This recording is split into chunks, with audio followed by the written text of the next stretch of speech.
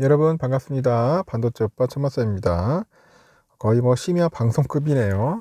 오늘은 제가 좀 바빴습니다. 바쁘다 보니까 낮에 영상을 좀 올리기가 힘들었어요. 그래서 마지막 방송일 겸 해서 한번 올려봅니다.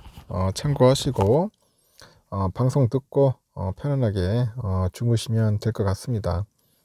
삼성의 다양한 이야기들이 있어요. 이야기 있는데 하여튼 뭐 좋은 이야기도 제가 많이 하지만은 뭐 삼성의 또 현실을 또 우리가 직시하자는 차원에서 좀 듣다 보면은 좀 안 좋은 소식일 수도 있어요.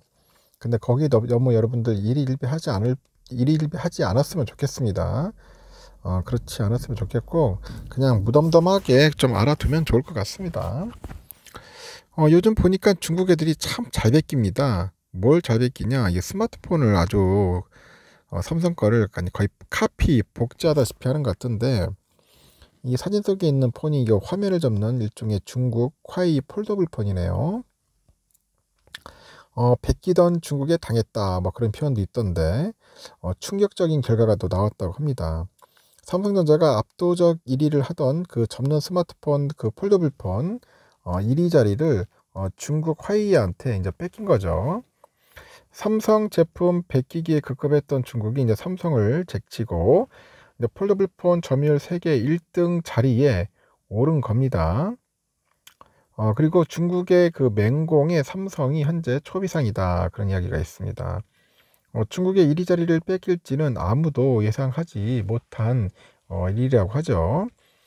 시장 조사 기관에 보니까 화웨이가 올해 1분기 전 세계 폴더블폰 시장에서 지난해 같은 기간보다 257%나 성장을 했어요. 그래서 삼성전자를 제치고 1위 자리에 등극을 했다. 참 무섭네요. 중국 애들. 삼성을 제꼈다. 그것도 폴더블 폰으로. 삼성은 2위로 밀려났고요. 중국의 아너는 3위를 차지했습니다. 삼성제 폴더블폰 시장 점유율이 전년 동기 대비 25%나 이제 감소를 한 거죠. 삼성은 지난 2019년 세계 첫 폴더블폰을 출시한 절대 강자입니다. 삼성의 시장 점유율은 60에서 70% 정도에 달했고요. 하지만 중국 업체들의 그 공세는 큰 위협이 되고 있습니다. 큰 위협이 되고 있고, 삼성의 스마트폰은 그 세계 최대 시장이죠. 중국에서 크게 고전을 하고 있습니다.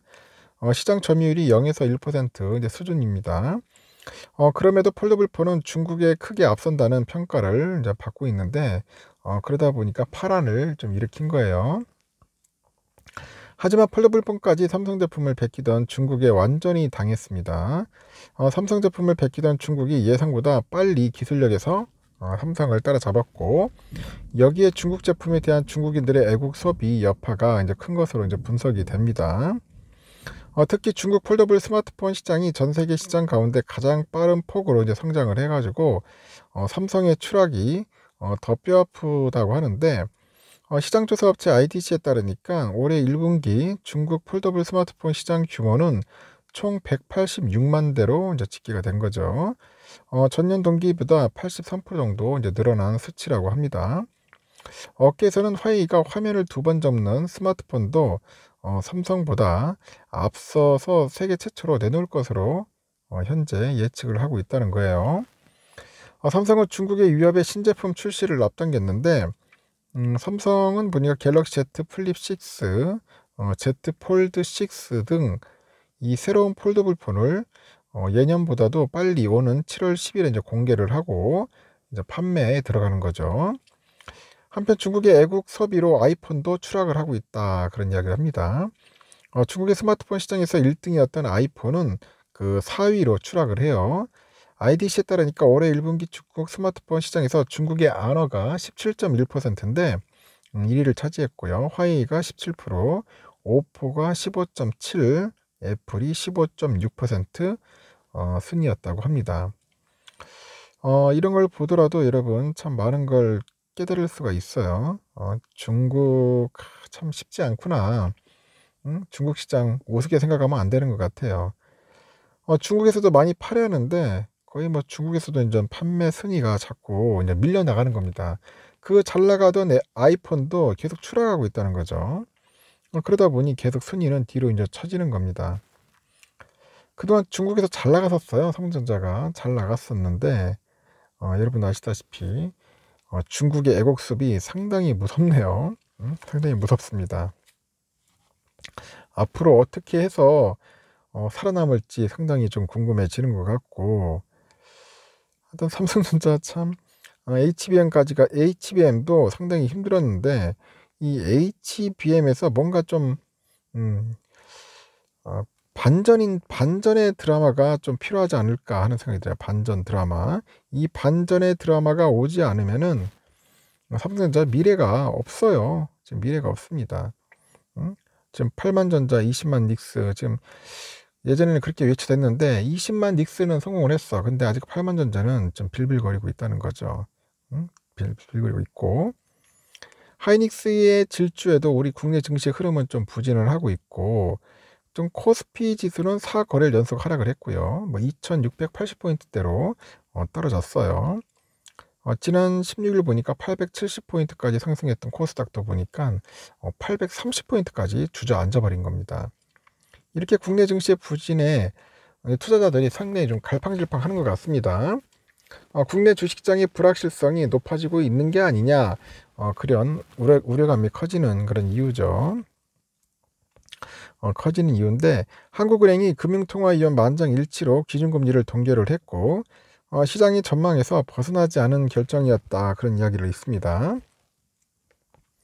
문제는 기준금리 인하 시점이 갈수록 늦춰지고 있다는 점인데, 하른 총재도 금리 인하 시기랑 관련해서 불확실성이 커졌다고 하고, 이 물가가 목표 수준으로 이제 수렴할 거라는 확신이 될 때까지 긴축 기조를 유지할 거다, 그런 이야기를 합니다. 이에 따라서 올 하반기까지는 이 고금리 기조가 좀 가지 않겠냐 보고 있는 것 같아요. 고금리 기조 쉽진 않다.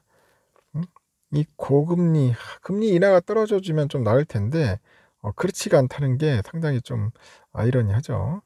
금리 떨어지면은 좀 좋아지겠죠. 좀이라도 지금 환율 문제도 그렇고, 환율도 좀 높고요. 환율도 좀 떨어져야지 하고, 근데 그렇지가 않아요. 지금 환율이 계속 급등락이 심해. 급등락이 심하다 보니까 주가도 그에 맞춰서 널뛰기 장세가 좀 계속 보여지고 있고요. 여러 가지 사정을 보면은 뭐 좋은 게 하나도 없어. 경기도 침체 상황인 것 같고, 경기 침체 상황. 경기가 좋아져야 하는데 경기가 자꾸 안 좋아지는 걸 가지고 미국장은 계속 좋아져. 미국 주식은 안 그렇습니까? 자꾸 뭐 CPI, 뭐 PC 지수가 자꾸 떨어져줘야지만이 미국 증시가 날아다니는 거 아닙니까? 좀 웃기잖아요. 그런 거 보면은. 하여튼 여러 가지 면에서 봤을 때는 앞으로 경기 상황은 그렇게 좋지는 않을 겁니다. 그런 좋지 않은 상황에서 삼성이 돌파구는 뭐냐?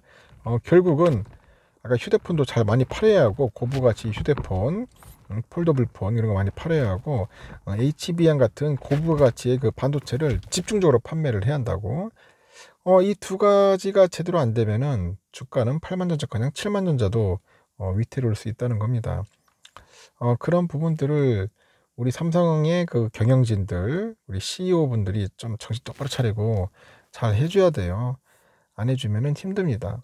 돈을 많이 벌어야지만이 뭐 주주환원 정책, 특히 뭐 배당, 특별 배당 같은 걸 좀 많이 줘야 하지 않겠습니까? 특배도 좀 기대되는데 특배도 별로 없고, 하여튼 특배도 줘야 하고, 이 자사주를 소각을 해요. 이 자사주를 자꾸 매일 소각을 하는데 안 하니까 주가도 안 오르는 거예요. 주가도 안 오르고, 지금 코스피도 안 오르고. 이 자사주만 꾸준하게 소각하면은 벌써 15만, 20만 전자 갔을 거예요. 근데 안 하니까 문제입니다. 안 하니까. 참 깜깜합니다. 그게 미국 주식과 한국 주식 차이인 것 같습니다. 일단 여기까지 하겠습니다. 여러분 편안한 밤 보내시고요. 내일 새벽 6시 뵙도록 하겠습니다. 감사합니다.